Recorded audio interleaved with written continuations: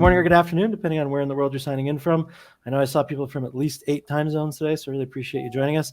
I've got with me today for an exploration update, David D'Onofrio, CEO of White Gold Corp, and Dylan Langille, the company's Vice President of Exploration, who's coming to us live today from site. Gentlemen, how are you? We are great. How about yourself? Good. Thank you. I'm doing well. Thanks for the intro. Awesome. Now, here's how today's going to work, just for the people in the room. I'm going to first throw it to the speakers for a quick update on the exploration campaign. Then I have some questions for them. But then I do want to tackle some questions that came in advance via email. But then finally, questions from the live audience here today. So there is a chat button on the bottom right corner of your screen. You can ask questions at any time during today's event. Now, if for whatever reason we don't get to your question, because we either ran out of time, it didn't quite fit with the conversation, don't worry. I'm still going to make sure the White Gold team gets that question. We can get back to you over email, but we will try to get to as many as we can today. The other thing I'll say, just in terms of housekeeping, today's event is being recorded and will be available for replay probably in the early afternoon Eastern time. It'll pop right in your inbox and will also be available on Six's YouTube channel. But enough out of me. I do want to get into the protein of today's event. So David, I'll throw it to you for a quick intro on the exploration campaign. Perfect. Thanks so much. Really excited to be here. Very exciting time in the capital markets, especially as it relates to gold and junior exploration stories. So I'm David D'Onofrio. I'm the CEO of White Gold. We have with us Dylan Langille. He's a recent addition to our team, and we were very fortunate to pick him up coming fresh off the Great Bear discovery. He can get a little more into that, but that's one of the most recent high-profile discoveries in Canada. So great to have a guy with his experience and success profile join the team here. I'm also a principal at the Power One Capital Group, and this company was formed by us in connection with Sean Ryan. He is a notorious prospector who basically grew up in the mining camps in Timmins and sort of really wanted to take that know-how and go find more gold camps. And he is the guy who's single-handedly responsible for discovering millions and million ounces in the White Gold District. He brought this opportunity to us several years ago, and we really liked it for a few reasons. So, over the past 20 years since Power One's been around, we've been, very active investor in the resource sector, and our focus and our, what really excites us is this earlier stage exploration. And we've been very successful over the years to be involved with several very high profile success stories across many different commodities, going way back, starting with really in resources where they discovered Fruta del Norte. That's now the asset in Langille Gold, which is, one of the most, prolific gold producers, single asset type companies out there. We've also been involved, fortunately, with Continental Gold with Ari Sussman. That was acquired a few years ago by a major mining company for $1.4 billion. We're now Ari's partner in Collective Mining. They've made another incredible discovery in Colombia. There's not a resource on that yet, but people are thinking this is going to be 10 or potentially even 20 million ounce type discovery. Probably one of the most high profile discoveries is out there. Lithium. We were early into that sector, co-founding Lithium Americas, which has gone on to do tremendous things, working with the same team on Neolithium, which is again acquired. And the reason I mention that is over the years we've been able to sort of dissect what criteria has led to the best opportunities for success, right? This is a risky business, but risk is what you need to take if you want to have big rewards. And through that process, we've built somewhat of a checklist to ensure that opportunities can check the boxes to make it worth sort of really kind of putting our focus in. Because what we like to do, and I think what we built a reputation for in the market, is to be a very patient but strategic capital partner to these companies, where we like to be able to bring ideally all the right pieces of the puzzle around the table early to help the companies have as much success as possible if they're successful in their business operations.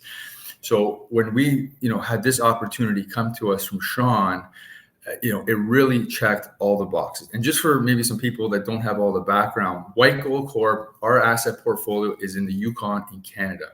We are the largest landholder in what's known as the Klondike District. This was the part of the Yukon that was the epicenter of the infamous gold rush, which started over 100 years ago and is going on today. I was just in site a couple of weeks ago, and almost every creek is still being mined for placer. There's been over 20 million ounces of gold scratched out of those placer creeks right from surface, and literally almost no modern day exploration until just recently when Sean went there applied some very unique methodologies, which were incredibly successful. So the first box that it checked is it an area where the prize can be like outsized? And we believe it is. Like that type of a history, if you look statistically, those type of gold fields, the type of hard rock deposits that were associated with them are enormous. So that was the first thing that got us so excited.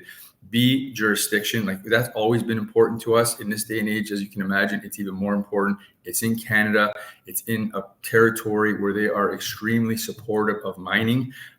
We've seen that over the years, and we've also seen it not on the regulatory side, but also in the capital side. This territory, along with the federal government, has recently announced that they will be investing hundreds of millions of dollars specifically to support mining exploration. That type of support is almost unheard of globally. Like we've been everywhere, we've seen everywhere, and we're really, fortunate to be in that type of a position. That actually was announced after we co-founded the company, but that is amazing.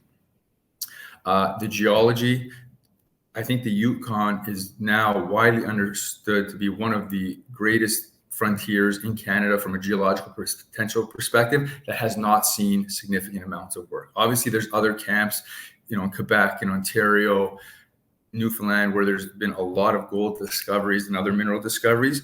But for whatever reason, and part of the reason I think is what we can get into a little later, this area has not seen the work until recently. And when Sean went there, along with others, and they've done the work, we've now started to see an extremely high rate of discovery. In our district alone, there's been over 5 million ounces of hard rock discovery by Sean and his team. We also have the Coffee deposit, which is one of Canada's largest critical mineral deposits, like billions and billions of pounds of copper and millions of ounces of gold. So that type of prospectivity is very important. And the other part of this company, which really got us excited, and I think this is also what got our partner Agnico Eagle excited, is that we were able to acquire an enormous landmass. We basically own 40% of the district, but this is a district that Sean has applied his unique methodologies to for over 10 years, and he's cherry-picked the best opportunities, and we've worked the ground, and now we've kept where we see the most prospectivity. So in our view, this company has the perspective to basically own an entire district, and in our mind, it's like going back in time and being able to buy a property package this big, which is 300,000 hectares, that's 3,000 square kilometers, in somewhere like, let's say, Val-d'Or, the Abitibi, in Timmins, in the Nevada gold fields, like one of these premier gold camps. And if this plays out like we hope it can, and we're starting to see that it's happening, I can't even fathom to put a value on what that can be worth, over time. So it really sort of checked all the boxes. And obviously Sean and his team and the people are extremely important. We're fortunate to have good people along with us. And I really think it's all starting to come together now. We've been doing the work for several years. We've started to drill. So far to date, our success and Sean's methodology has led to the discovery of 1 million ounces of gold in our portfolio. Our flagship deposit today is over 2.3 million ounces at 1.71 grams per ton. That's one of the highest, if not the highest grade deposit in the Yukon. It's actually the 5th highest grade open pittable deposit in Canada, over 2 million ounces. So that on its own is an extremely robust asset. The story is now we're starting to get it out there. These things are few and far between, and they're becoming fewer and further between. There's been a real dearth of exploration in the last 10 years, and the producers need more ore to fund their businesses, and the work has not gone on. So I do believe companies like White Gold and others will be, targets for acquisition or put into development. And that's why I said at the beginning, from a timing perspective in the markets, we're now starting to see that light bulb go off to understand that where is the materials going to come from. We're fortunate to have this. A company like White Gold, if you were to go and try and recreate this, it would take 10 or more years and probably 150 or $200 million. But most importantly, that still would not guarantee the technical success. To have a discovery like this is probably like a 1 in 1,000 type probabilities, and we've done that. So here we are today. We have all this great history behind us, which we think will continue to grow and get much larger, and Dylan will get into that. And we also own this entire district, which we're literally just scratching the surface. We saw what led to the success historically, and we're extremely optimistic it'll lead to additional success. On the gold side, And then, the third kind of leg of our story, so I think there's three parts. There's the defined flagship deposits. There's all this blue sky opportunity on the gold side. We have some very interesting critical mineral opportunities within our portfolio, which we've done a significant amount of work on over the last few years. And we're continuing to do that today. And we will be looking to sort of package that together and spin it out into a separate vehicle and list that separately. So, the shareholders of White Gold will also have an interest in that. And that way we can keep the stories a little bit more focused, one on critical minerals, one on gold exploration and development, and look to move those forward. So that's a lot for me. We're extremely excited. From this perspective, I think, we are very fortunate to have, I believe, the sponsorship of one of the best, if not the best, gold mining company in the world, Agnico Eagle. I believe they share our views on the prospectivity of this land package, and that's why they've maintained themselves as our largest shareholder at 19.9%. We have other very sophisticated people as shareholders within the company, and we're now really engaging to try and get the story out there. And I think it comes at a good time with the Yukon really coming into the focus of prospectivity in Canadian exploration. There's companies like Snowline in our territory, which have done a fabulous job. They've discovered, I think it's over 8 million ounces of gold now, 1.5+ billion type market cap. So we're seeing that type of success. I think this is what the Yukon has to offer. And I think we are sitting in a perfect position with our properties, where they are, what we know about them, and where we think we can take them from here. So with that, I'll turn it over to Dylan. He can kind of jump into the details, and any questions, we'll answer them as they come up. Awesome. So I got some questions for you guys, if you don't mind, just to get us started. David, I wanted to start with you, if you don't mind. Dylan, don't worry, I'll get you in here in a second. But I'm curious if you could provide your just commentary generally on the significance of launching the Phase 1 and Phase 2 programs. I'm curious how you think that dual approach positions White Gold, and obviously particularly seeing the strong performance we've seen in your stock price this week. That's just, as a strategy we've looked to deploy over the last several years. Like I said, I view this company as having two types of asset bases. We have our meat and potatoes, which is this incredible asset, which we think we can deliver extreme amounts of additional value from, but we also have this exciting blue sky portfolio. So some people are more just into the blue sky. Some people say, hey, you had this incredible asset, why don't you just take that to development? We've sort of been walking the path of dividing our budgets almost equally for both, and Dylan will talk this. So I think really what you do is you get the best of the both world. You're adding value where there's pretty high probability you're going to have success, and then you're actually now looking for opportunities where when you make new discoveries, these are game changer type value creation events. Great, appreciate that. And Dylan, I'm going to get you in here if you don't mind. From an exploration standpoint, I know with all your experience, what makes you most excited about the current drilling campaign at Golden Saddle? Yeah, so when ultimately the company as a whole gets me quite excited. When I decided to join White Gold, the first thing you notice, as Dave has alluded to and mentioned many times, is the scale of the claim package. So Sean Ryan and his team have done a phenomenal job collecting over 600,000 soil samples that have highlighted a lot of gold targets, but also a lot of critical metals targets.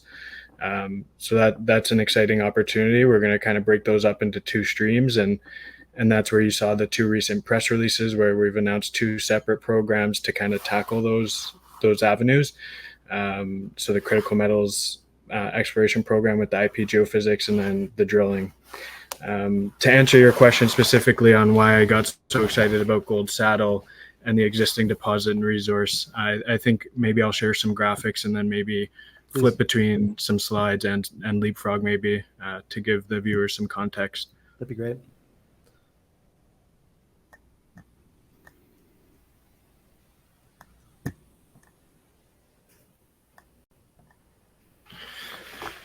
So as it stands today, the existing resource on the White Gold property is 2.3 million ounces, and that's made up of four components.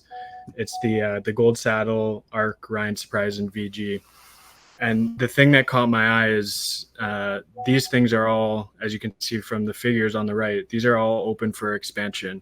And when you're coming into a new program, you try to look for ingredients that prove that theory. Is it really open along strike? Is it really open at depth?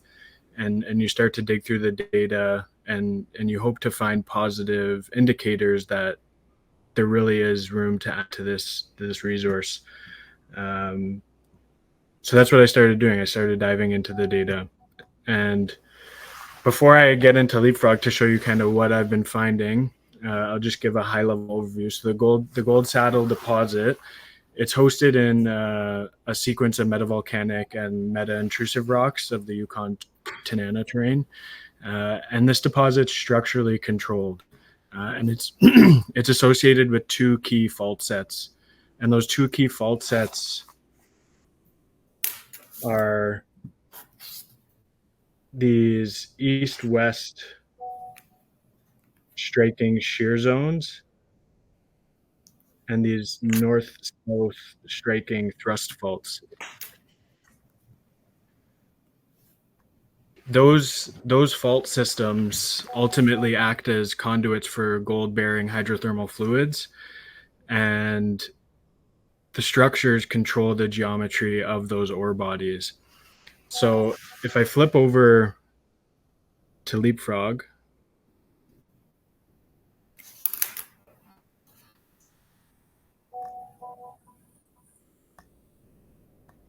I just want to make sure you guys can see my Leapfrog project. Yeah, it looks great.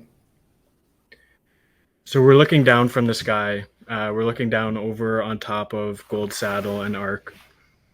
And I just mentioned two geometries. So if you tilt this and you look down the depth of the mineralization, the overall, sorry, one second, I'm just going to grab a pointer so I can point things out. The overall geometry, oh, that's not going to work. Sorry, one second. You can see my cursor, right? Yeah, absolutely. Yep. The overall geometry of the mineralization envelope is striking shallowly about 55 degrees towards north. And if you take a slice along the main zone of the deposit,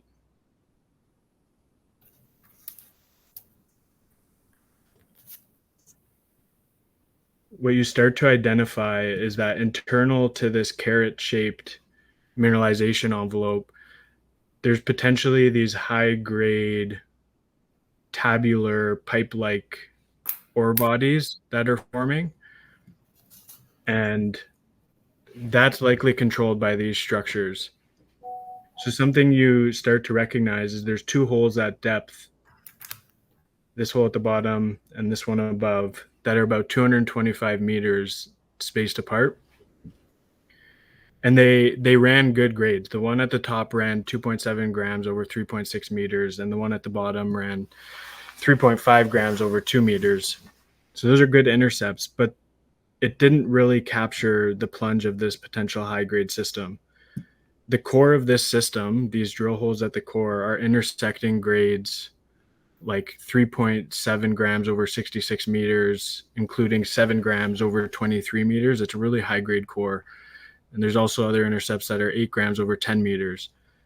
So I think there's a real opportunity to test the high-grade plunge of this system. The other thing that got me quite excited about in terms of opportunities, and we announced it in our drill program, is the opportunity to resample and relog some historic core. So what you can see here in the green outside of the pit shape is the amphibolite, it's the mafic rocks, and internal to that, where you see a lot of the high grade occurring in this orange kind of outline, is the orthogneiss. So a lot of the historic sampling really focused on this felsic unit. And if I toggle on and off, so you see this these blue intervals flashing, that's unsampled drill core. And that's represented right now by a 50-meter slice on the highest grade portion of the deposit.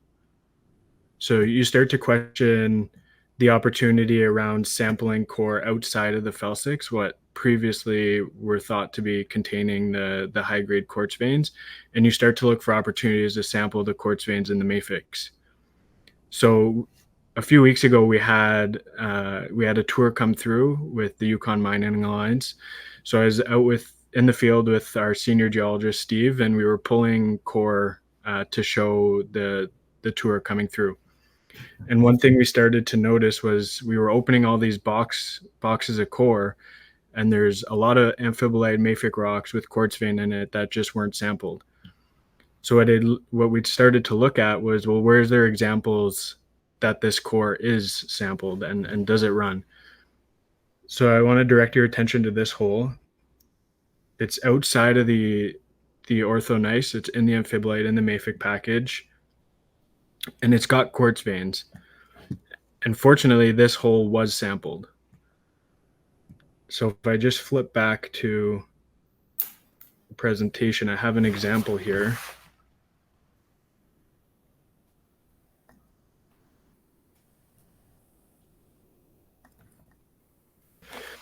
This is the hole. That's that hole sitting in the mafics. It was sampled, and you can see how the grade ran: 2 grams, 2.3 grams, 1.7, 0.5, and 5.5. That's a nice composite in what is a rock package that was historically not sampled thoroughly.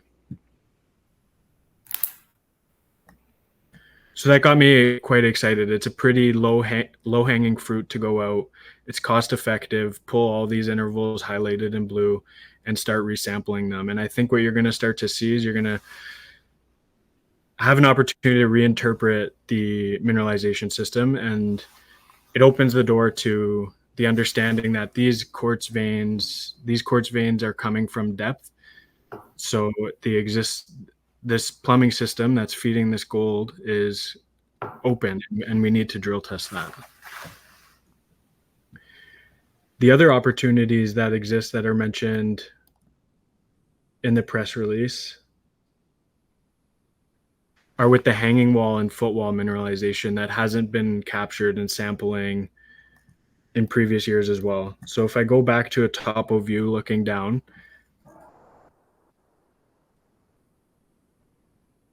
and I flash that unsampled core, you can see pretty clearly that there's a lot of unsampled core in the hanging wall to the north, and there's a lot of unsampled core in the footwall to the south. So the core pulling program and the resampling and relogging is really going to focus on this hanging wall.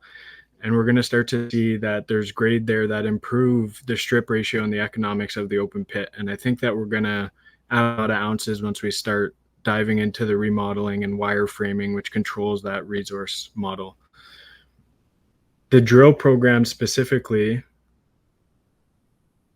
if I cut a section along the hanging or the footwall of the deposit, is targeting infill drilling between 2 intercepts that ran around 4 grams per ton over 12 meters. So what we want to do is we want to put pierce points between these 2 ore panels, and we want to add ounces that way.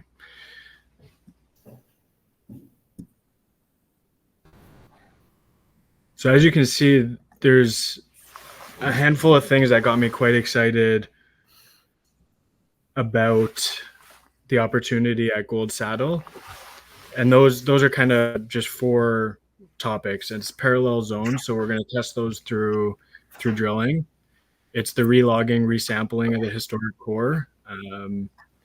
We're going to be doing some metallurgical and geotechnical sampling to advance this to a PEA, and then we're going to do some wireframe modeling at a lower cutoff grade to hopefully express more continuity in all the mineralization. Hopefully I was able to convey your question there. Definitely, lots to be excited about.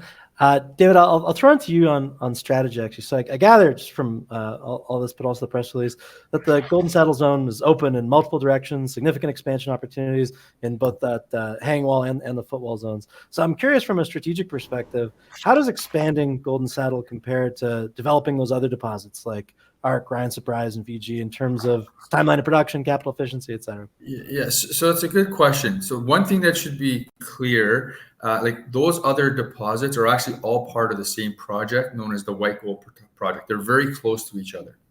Now, we have not done a PEA yet, but a PEA is something that's on deck for, probably gets completed early next year.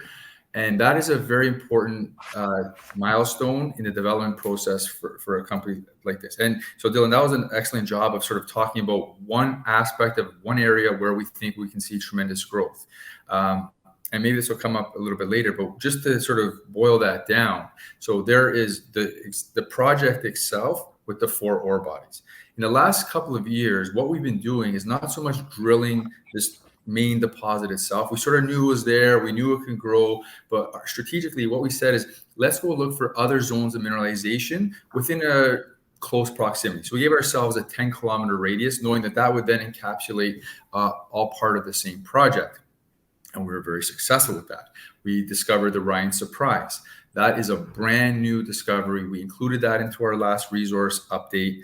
And it's what's exciting to us. So that was a very limited amount of drilling. It held together well. It was high grade. We believe that can expand significantly. And then, but we left it. Then we said, okay, let's go find another one. Let's go find another one. And as you see it, and a lot of other types of deposits, there's often a string or like pearls on a beads on a string type thing. And we're seeing more and more along a trend. Now that Ryan Surprise is on a highly mineralized trend, which has been identified through soil sampling. This was the primary key that Sean Ryan has used to discover these ore bodies in the past. So this trend now has been outlined for 6 kilometers. It's only 2 kilometers west of our flagship deposit, the Golden Saddle. It's seen very little work, and the work that it's seen, that's a great picture of it, has really been very, very prospective. So strategically, we will continue to work that. So, but sorry, back to the original question. So we see opportunity on the actual main ore body itself. What some of these things, ideas that Dylan has brought up, this is brand new type perspective that we never thought about. And that's the benefit of bringing new eyeballs. I think strategically you should always do that in any business that you're in. That's right in the core. Then there's other prospectivity immediately adjacent to these core deposits, like the ARC, which has been very under-drilled, like the Ryan Surprise, along that trend. And then the third sort of level of prospectivity, which is all within this just White Gold project, is additional new targets like the Golden Saddle West, where we've added ounces, like the Ryan Surprise, like the QV, where we have about 6 to 10 brand new targets. The soil has been done. The geophysical work's been done. These look very similar to where we have discovered the ore bodies to start to test those. And, so this year we've kind of come back to sort of the mothership. We said, guys, there's low hanging fruit here. Let's put these points on the board as we look to break, because now we're at a point where this has the critical mass. We can start moving it down the development pipeline, doing the economic studies. We've done some of the preliminary work for that in getting ready, and just, logically looking at other, PEAs that are out there, some of the criteria here stack up very, very well. Number one is the grade. Like the grade is always going to be, very important. Number two is the metallurgy on the Golden Saddle. It's just phenomenal. Depth, this comes right to surface. It's all in an open pit, and its location. So I am extremely optimistic of what this is going to look like when we do the work. And in our studies, we started doing this last year using like $2,000 gold price. And I think that's important. You always want to be kind of planning for a base case scenario. Gold's at 3,000. Let's see where it goes, and that's just going to be gravy for us. So there's sort of 3 levels of very, very significant expansion. We're extremely fortunate that we think that the highest probability type work is going to be very rewarding on its own. So and that's again just on this one project, and we're extremely excited to do the more work on that. And I think Dylan will walk through a little bit later. Is like what would he do to eventually get all that work done, and where does it think it gets us?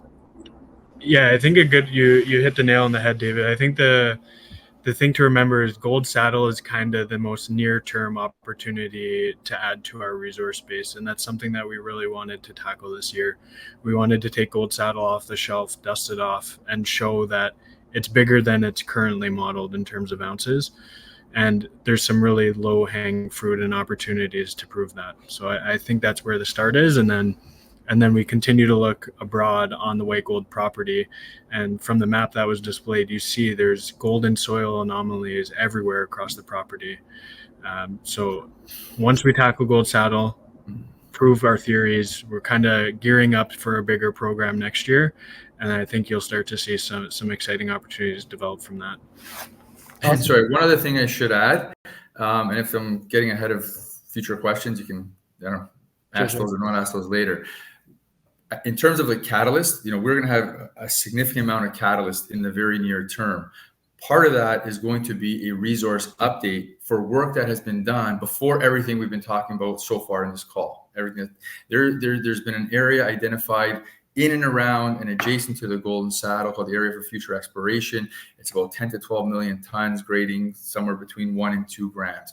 And with this reevaluation, with the modeling and the wireframing, we believe that is going to be able to add additional ounces. So that's historic done. That is going to come in for a catalyst. We're going to have all the work from this year as a catalyst. We're going to have sort of this spin out that we've been talking about, I think, as a catalyst. And then we're going to have the economic PA to follow that. So a lot of information is going to come out. And I really think it's going to be very impressive to the market. And fortunately, in a very good time when these types of projects are coming into focus amongst the investment community. Yeah, it's a good year for that kind of news flow, so that's great. I do want to zoom out and talk about critical minerals, and I got a question for each of you there. Dylan, I know you touched on it already, but phase one focuses heavily on copper, moly, tungsten targets. Given the current market dynamics for critical minerals or for critical metals, which of the 3 properties, Bridget, Gilder, or Mount Hart, to you represents the most immediate development opportunity and why? You're on mute. Sorry, Dylan. I make that mistake once a day. Sorry, it's a good question. It's a tough one to answer, and I don't think I can narrow it down to one. With the portfolio properties that we've got, there's numerous critical metals targets, and that's why we've narrowed it down. We've done our best to narrow it down to 3 for this year, and that was put out in the press release. And I'll just share my screen. I'll cover them quickly.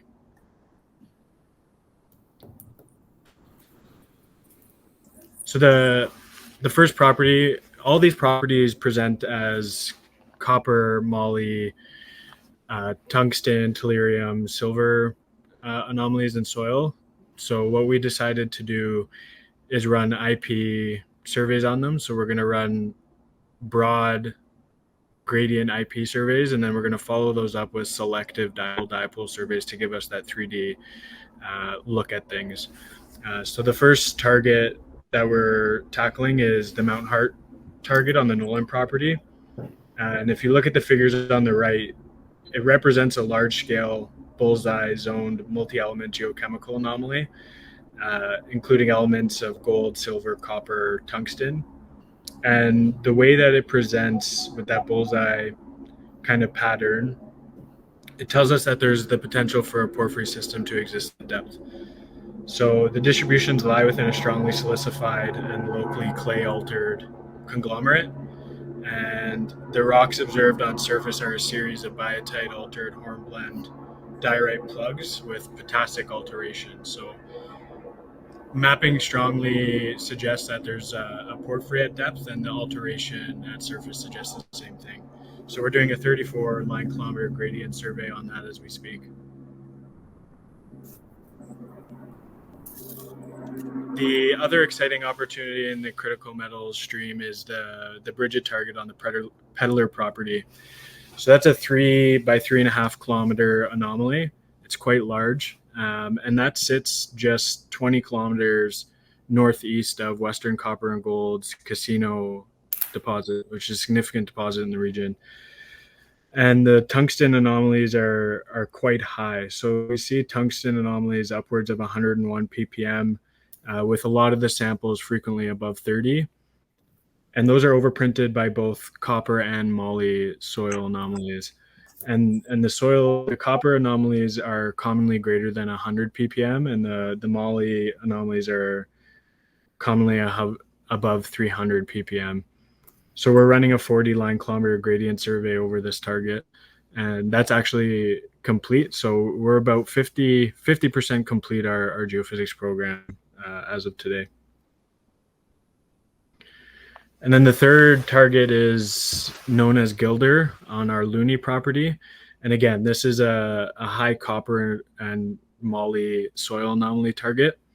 And it sits on strike from Lucky Joe target. So it's structurally controlled. It points to an already known copper anomaly.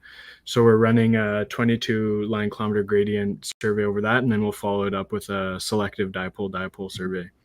And I think what you'll start to see is that we're putting these three key targets in a pipeline for drilling. And as David mentioned, we're going to try and spin out these critical metals targets into its own company so that we can focus on these two different avenues more specifically. And just one thing I'll add, and it's very important, and in mining, statistically, your best chances of finding a deposit is near an existing deposit. And so where we are, especially that Bridget target, that's right down by the casino. Also, Newmont's coffee project is right there. And the coffee project is north of $2 million. The casino, like I mentioned, I think it's the largest copper gold porphyry in Canada, still undeveloped. This is elephant country. And we have these targets that are not very dissimilar. They've just never seen the work for one reason or the other. So the opportunities there, if they work, they're big. And that's why, and that's why we also want to split this, because these things need the focus, they need the time, they need the work, and that's going to help us do that. Awesome. And David, I'll stick to you actually while we're on critical minerals. You mentioned in the PR ranging accretive corporate opportunities for critical mineral projects. Just looking to if you could elaborate on what types of partnerships or deals you're considering or looking at. Well, the main thing is what we've touched on, is to now take those critical mineral properties, isolate them, and move them into a new vehicle. Exactly how that's going to be structured is in the process. Like currently, as we speak, that's something we're looking to execute on in the near term. But this theory or the strategy will be like shareholders in the company today, or when the deal is announced, how it's announced, will become shareholders in this critical minerals company. So you'll now kind of double your investment, double your exposure to, and be benefiting from increased work and focus on both streams here, which I think are both incredibly exciting for us. Awesome. There's one question from the chat that, just because it's right on topic, I'm going to throw in right now. Ken asks, how far is Coffee from Saddle? I can answer that. I think it's about 30 odd kilometers. What's interesting is, so this, I mentioned earlier, infrastructure. There's the main project is called the Resource Gateway Program. That's 3 main roadways that are being built in the Yukon to support this mining exploration. One of those, actually 2 of those, touch our projects. One comes from the south to go to the Coffee. It comes right on our Betty property, which is a very exciting property. That's contiguous to Newmont's Coffee project. We've had extremely high grade discovery there in the last few years. We were hitting 20 gram type material. We were hitting, some of the other 50 plus meters or 3.5 grams, all from surface. So, these are company makers on their own. And frankly, there's other standalone companies out there with properties that have less success than that, and probably, trading at, very significant market cap. So this is like a treasure chest of opportunity. And as we continue to advance them, I think we got to bring them to the forefront. And this is, it's an hour call, whatever it's going to be, but this sort of shows you like how much stuff we have packed into White Gold that we're probably not going to be able to touch in half it. And that's fine. I just want to keep the message here today is we got 3 big things we're focusing on. We have this incredible deposit that we think can get a lot bigger and move down the production path. We have incredible blue sky opportunities on the gold side, and we have these really interesting critical mineral projects which we're going to spin out. But you asked a question about the Coffee. So if you look at the green line there, it goes from the north to Dawson right down to the Coffee project. That's about 100 kilometers. You see our Golden Saddle, the star right on top of it. It's in the vicinity of 30 odd kilometers. Now there is existing today a roadway that's used by the placer miners. There is tons of placer activity. Like I mentioned, I actually got photos 2 days ago from a placer miner 400 meters from our camp showing, little nuggets of gold they're getting out of the creek just by, placer mining the old way. It's crazy how much gold is everywhere. Anyways, that road is going to be upgraded. So you can today drive from our project to Coffee. That's all going to be upgraded as part of this Resource Gateway project. And what's so incredibly fortunate for us, that basically comes right through our entire land package and gives us road access to anything. And that is the beginning steps of the evolution of a mining camp. Because now, once you have road access everywhere, you do not need to discover 2 or 3 or 4 or 5, whatever millions of ounces. Basically, anything you find within, I don't know, 50 or 60 kilometer radius, that can be trucked to one of the different facilities. And that's what you see in Timmins and Val-d'Or and everywhere else. And we basically own all that real estate.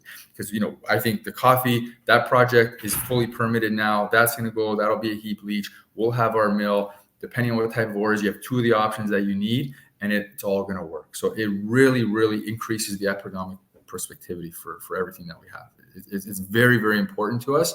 And, I think people are now just becoming aware of how significant that is for our district. Awesome. David, one thing I'm going to bounce off something you said earlier in today's chat is you've started to work, preparatory work for a PEA. I'm curious if you could give us just some more color on that for folks in the room. Yeah, listen, we've been working like this project for, looking down the line. When you move a project forward, there's a lot of steps, a lot of different milestones, and a lot of different work. So a lot of times, you see the drilling, you see that sort of what's the obvious, but you want to make sure you're advancing that part. Listen, for a deposit to be a mine, you want to make sure it's economic at the end of the day. So in that, there's engineering studies that have a lot of different analysis of different things. The situation of the deposit, the metallurgy of the deposit, where the facilities will go, what the infrastructure is, what the power is. And so we've started to do all that investigation. That takes years to do. And we've done most of that. And then, and actually internally, we do have our own study today. And now we're looking to take that to the next step to make it 43101 compliant and be able to announce it to the market. And we're actually fortunate that the Coffee project nearby had recently gone through that process. And we were able to work with a lot of the same consultants that did that. So they had very accurate, up-to-date information that we were able to use, which is kind of what got us really so excited, even at much lower gold prices, of how robust of a project this can be. Awesome. Dylan, I'm going to throw it to you, and I'm going to ask if you don't mind just to kind of zoom out and sum up a little bit. And it's really, my question is, in your mind, what kind of potential do you think, with all your experience, that the White Gold project has in its entirety? And what do you think is going to be required to get it there? That's a good question. I think the only way that I think there's a lot of opportunity to grow the resource base on the White Gold property. And I think the focus of that is going to be the Gold Saddle and the Arc. These are high grade systems. The Arc on its own is only drilled to 100 to 150 meter vertical depth. And it represents right now about 250,000 ounces. So it's an easy target to add a whole bunch of RAB drilling and add ounces to your resource. But first, we're going to do some metallurgical test work on that to prove that the recoveries are better. So that'll be kind of phase 1 of the program. But if I could quickly flash, because one thing you do when you come in is, David asked me, well, what is the potential and what would you hit this deposit with in terms of drilling? So I'll just share my screen again.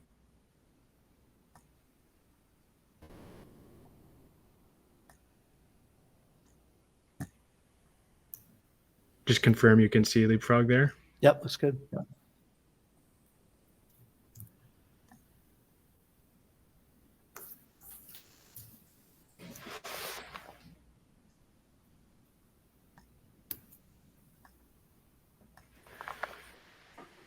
So ultimately, we're getting back to Gold Saddle. We want to prove some of our theories for improved economics and mineralization, looking for parallel zones.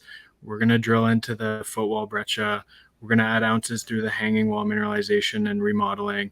And then ultimately, we want to gear up towards a program kind of depicted here in Leapfrog.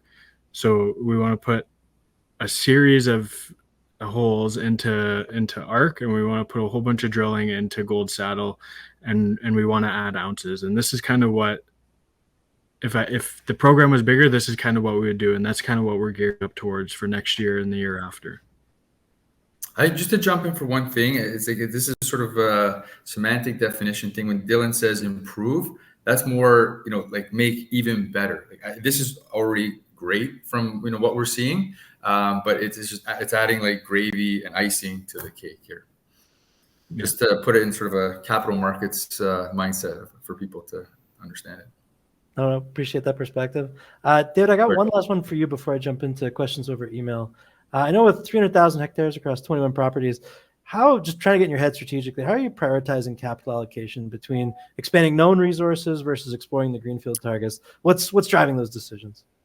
So strategically, like I touched on before, we've taken the approach that we want to kind of split the pie. We're going to have our meat and potatoes. We know there's like low-hanging fruit value that we can add there, but we also want to swing for the fences on a new thing. When does the work get done? Sean has developed this incredible protocol that's led to all these discoveries in the district. Like, I really do think we've cracked the code, and now we're starting to apply that protocol to all these different properties. And it's systematic. It takes time. It's based on data. Like we have now, I think, the largest geochemical database in the world. And maybe there's even an opportunity to put that into AI, and God only knows what's going to get spit out after that. But I think we have, between Dylan and Sean's brain, some pretty good computers that have been so successful to date. And then once the work is done, and as it checks the box, okay, the soil geochemistry is there. Okay, this type of geophysics are there. The next type of geophysics are there. Now it's drill ready, right? So they go through that system. And what's really nice now is we've been in the background working up all these different properties. If they don't meet muster, we get rid of them. But look, we've been able to keep now, I think we have 27 highly prospective properties. We've talked about 3 today. And once they're ready, that's when they get drilled. And what's very exciting for me is like we're now at the point where the majority of these are drill ready. So these are targets that can act, and that's the most exciting time of any exploration companies, when these projects are, and a lot of guys will drill too early, but these ones have all checked the box. Now we have several others we'll continue to work up, and we'll have a pipeline for years and years and years to come. Because like I said, this is the very early stages of what we believe a tier 1 mining camp in Canada, but that is how we lead to allocation of resources. Awesome. So I'm going to move into some of the questions that came in advance over email. First one's a quick one for whichever of you is interested in answering. How are fire conditions around property this year? Things are fine right now. We've got a lot of rain in the last few weeks, those isolated thunderstorms that like to roll through in the mid-afternoon. In early July, there were some more fires in the Dawson and surrounding area. So we did have some smoke through camp, but there's nothing threatening right now. I think the fire was pretty minimal right now. Great, thank you. There's one question which I know we've already sort of tackled, but I'll just do it as kind of reiteration, make sure we get to it. Somebody wrote in to say, your recent press release highlights impressive multi-element targets, a data-driven approach using historic data, revealing blue sky potential. I'm curious, how do you plan to unlock value from these discoveries alongside expanding gold resource? Like I said, no, we already tackled it, but David, if you want to just jump in. Yeah, I think part of it is that there is a lot of stuff. And, people will ask me, like, hey, how about the Betty? That was like lights out new discovery. How come you're not working on that today? You know what? Listen, there's a strategy, and over time, as I think we get a bigger budgets, we'll continue to work on those. But we're gonna, focus right now where we think we have the immediate opportunity to add the most value. And I think what we've outlined today is going to do that. So it's really exciting. But those are all very, very important projects, and they will all get the work they deserve. Awesome, Dylan. I know you had extra thoughts. So I'll throw it to you real quick. No, I was just suggesting, like, we've identified this year the 3 key critical metals targets that we're going to get to the drill ready phase. And I think once that copper or that critical metals spin out company gets formed, I think you start to strategize and put everything into a pipeline. And I think that'll kind of help us advance all these portfolios forward in the 2 different avenues, whether it be gold or whether it be critical metals. Perfect. Now, there's a couple questions coming over email and one in the chat, so I'll combine them all kind of together. And that's really, do you expect to offer any private placements anytime soon, or do you have upcoming capital raises? This program is fully funded. So we raised some capital last year, and yeah, we're fully funded here. Perfect. Now, there's a couple questions in the chat from Alan. I'll try to summarize them all into one, which is really, what is timeline to production? I know we've touched on it, but just for some clarity, for the flagship project, what's the overall timeline to get to a pour? I think a lot of that will come out of our PA. We're gonna sort of be embarking on over the course of the next several of months. If you look different places around, what we're very fortunate is to have a project in our backyard that just went through the permitting process. So it's a known process. All the parties are engaged. If you look to how long it took to permit the coffee, I think a few years. That's probably a similar type of a timeline we can, pursue, assuming that we do the work, which I think now in this market, we definitely, in this type of environment, we will definitely be doing that, because I think that, this is going to be an extremely exciting opportunity and a great mine at some point in time in the near Great. future. Tarek from the chat asked, I know you've already touched on this, but just again for clarity, asked any spin out plans. Yeah, I think Dylan touched on that. It's I think it's a huge value creation opportunity for shareholders that's just not known or well understood. Awesome. And if you have a ballpark, Tarek also wanted to know how much cash has gone into the ground. That's a good question. Maybe I'll get back to you guys on that. But it's well north of $100 million. That's something I touched on earlier. This is the exciting thing. And this is now the market.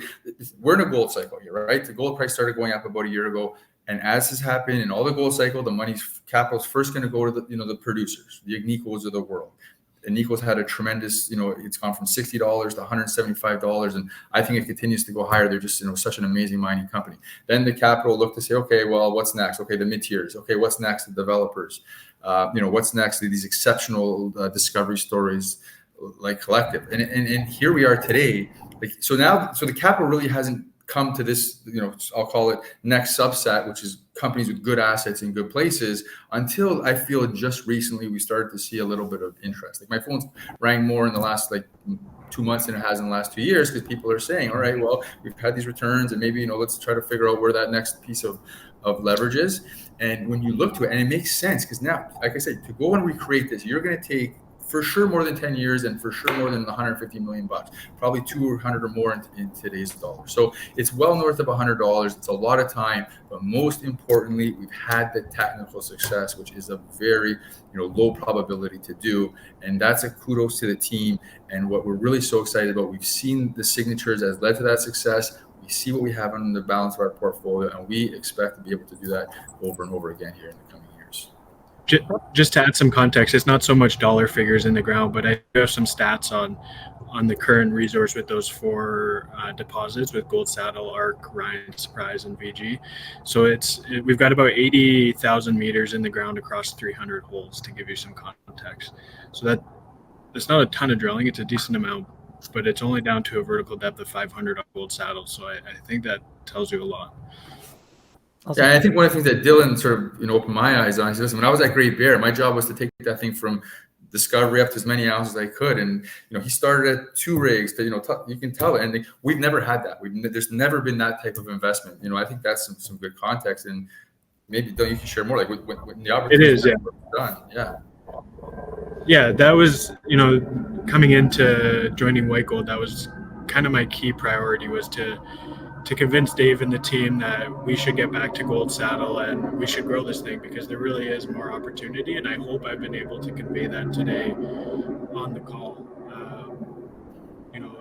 We're going to have drill results coming out soon. We're going to do the updated resource modeling. You're going to start to see more mineralization from the unsampled core string together better that you didn't previously see. So I think growing this thing is a key strategy for White Gold at this point. Awesome. I love when people are on site and you get helicopter noises. It's very authentic. I think it's cool. Dave, I got one from Feltus. No, it's good. Honestly, it's fun. Feltus from the chat asked, just looking for your perspective on recent share price appreciation for White Gold. I think we've gone, start to tell the story, right? It's we spent a lot of time with some new personnel, get everyone up to speed, get our program planned. So we've sort of been really heads down on that. And it's just really over the last few weeks, we've been out there to tell the story. And fortunately, it's resonating. It is really a very unique opportunity. And I think it checks a lot of boxes for investors too. There's a real resource, lots of growth, incredible blue sky opportunity. And most importantly, a market that's receptive to this type of opportunity. Awesome. Ian from the chat says, notes he's a shareholder and the juniors have had a tough time the last couple of years, but with resource prices, free cash flows, majors are starting to sniff around. So he's really curious, Dave, for your perspective on how are you seeing the M&A action heating up, and how would you describe the interest from Agnico specifically?